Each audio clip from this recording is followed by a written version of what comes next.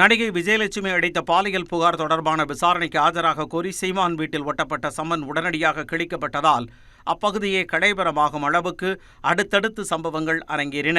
விஜயலட்சுமி கொடுத்த புகாரின் அடிப்படையில் சீமான் மீது வழக்கு பதிவு செய்யப்பட்டுள்ள நிலையில் சீமான் வெள்ளிக்கிழமை காலை 11 மணிக்கு விசாரணைக்கு ஆஜராக கோரி அவரது வீட்டில் காவலர்கள் சம்மன் ஒட்டினர். ஆனால் அடுத்த சில நொடிகளில் சீமானின் ஆதரவாளர் சம்மனை கிழித்தெறிந்தார்.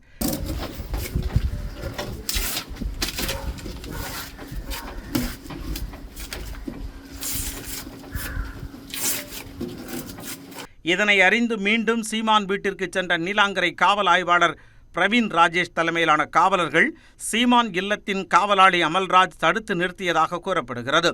இதனையடுத்து காவலாளியை காவல்துறையினர் குண்டுக்கட்டாக கைது செய்தனர்.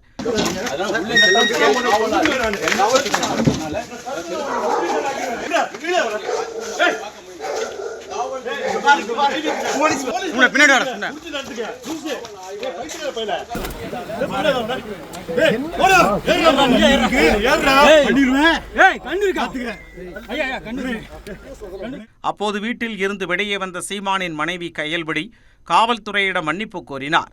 இதனைத் தொடர்ந்து சம்மனை கிழித்த சுபாகரையும் காவல்துறையினர் கைது செய்தனர்.